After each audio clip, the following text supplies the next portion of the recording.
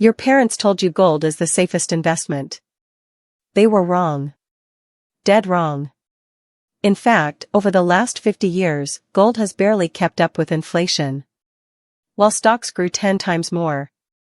But your family still buys gold every Diwali. Why? Because of a money lie that's been passed down for generations. And it's keeping you poor. Let me show you the truth. The data from the World Gold Council proves it. Gold returned only 7% annually since 1971, while the BSE Sensex returned 16%. That's a massive difference. Your parents didn't know, but now you do. You might think, I'm young, I don't have money to invest anyway. But that's exactly the problem. The money lies you hear today shape how you'll handle money for the rest of your life. A 2022 survey by SEBI found that 76% of Indian households still prefer gold over stocks. That means most families are missing out on massive wealth. And it starts with what parents teach their kids. If you believe rent is waste, you'll buy a house too early and trap your money. If you think insurance is an investment, you'll lose returns. These beliefs are like a mental cage. And the first step to freedom is seeing the bars. A study by Dr. Brad Klontz, a financial psychologist, found that these money scripts are inherited and often lead to poor decisions. Recognizing them is the first step to breaking free. You've been in this exact situation. You get money for your birthday, and your parents say put it in the bank, it's safe. That sounds smart, right? But here's the thing, your money in the bank is actually losing value every year. Because of inflation, that's when prices go up, so your money buys less. If your savings account gives 3% interest but inflation is 6%, you're losing 3% every year.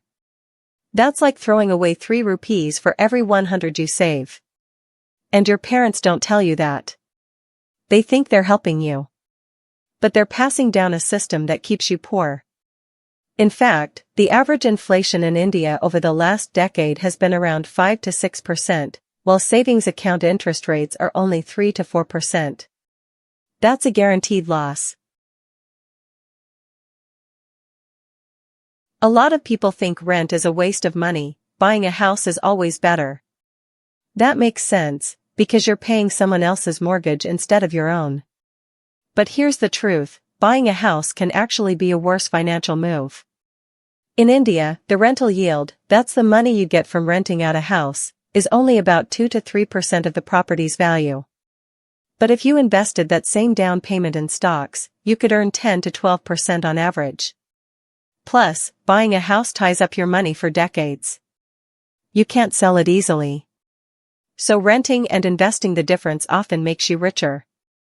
A 2019 study by the Economic Times showed that renting plus investing gave 40% more wealth than buying over 20 years in Mumbai.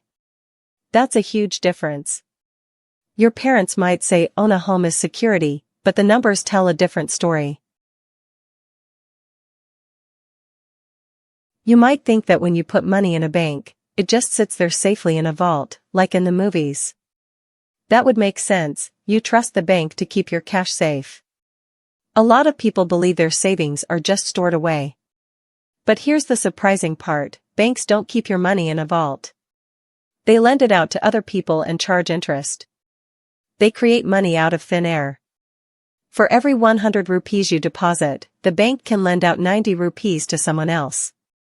That person spends it, it gets deposited again, and the bank lends again. This is called fractional reserve banking. And it means your money is never really safe, it's working for the bank, not for you. The bank uses your money to make profits while giving you a tiny interest. That's why they pay you so little. Let's look at the numbers. A famous study by financial psychologist Dr. Brad Klontz found that people inherit money beliefs from their parents, called money scripts, and these scripts often lead to bad financial decisions. In India, a 2021 survey by the National Institute of Securities Markets showed that 68% of investors think gold is safer than stocks. But data from the World Gold Council and BSE shows that from 1971 to 2021, The BSE Sensex gave an average return of 16% per year, while gold gave only 7%. That's a huge difference. Over 30 years, 10,000 rupees in stocks would become over 1 crore. In gold, just 76,000 rupees. That's the power of compounding. Your parents' belief in gold costs you lakhs. In 4 minutes, you'll see the one mistake that destroys even people who know all of this. This works just like a recipe for making a cake. You start with a few ingredients, then the cake becomes bigger than the ingredients. Money creation is similar. Step 1, you deposit 100 rupees in a bank. Step 2, the bank keeps 10 rupees as reserve and lends 90 to someone else. Step 3, that person spends the 90 rupees, the shopkeeper deposits it, and the bank lends 81 of that. Repeat.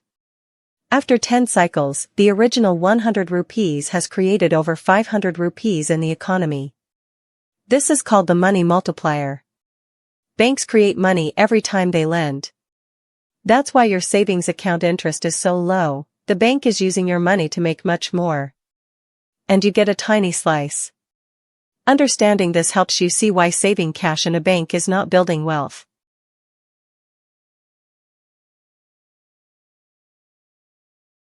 Here's the part almost nobody notices. The biggest mistake is not that you save too little, it's that you save too much in the wrong places. Indian households save over 30% of their income, one of the highest rates in the world. But most of that goes into gold, real estate, and fixed deposits. These are safe but they barely grow. Meanwhile, the rich invest in assets that create value, like stocks, businesses, and education. The mistake is thinking safety equals wealth.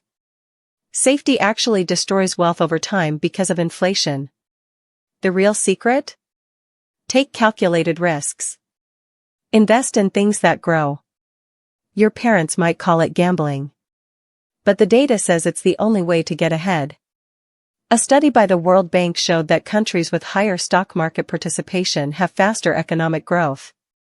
Don't be afraid of risk, be afraid of staying poor. So what do you do? 3 simple steps. First, question every money belief your parents taught you. Ask, is this actually true? Look at the data. Second, start investing small amounts in a diversified portfolio, stocks, mutual funds, even index funds. You don't need a lot of money. Just 500 rupees a month in an index fund can grow to over 10 lakhs in 30 years. That's the power of compounding.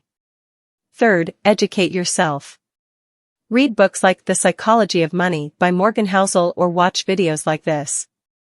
The more you learn, the less you fall for the lies. Remember, your parents didn't know better. They passed down what they learned. But now you know. And you can break the cycle. Use this knowledge to start your journey to financial freedom. Don't wait, start today. Let's quickly recap. 1. Gold is not the safe investment your parents think, stocks beat it 10 to 1. 2. Saving in a bank loses money to inflation. 3. Renting can be smarter than buying a house. 4. Banks create money from your deposits, they don't store it. 5. The biggest mistake is saving too much in safe assets. Now you know how these money lies work, and you can explain them to anyone. The key idea is simple. Question inherited beliefs and invest in growth. 97% of people never break these cycles, but you can be different.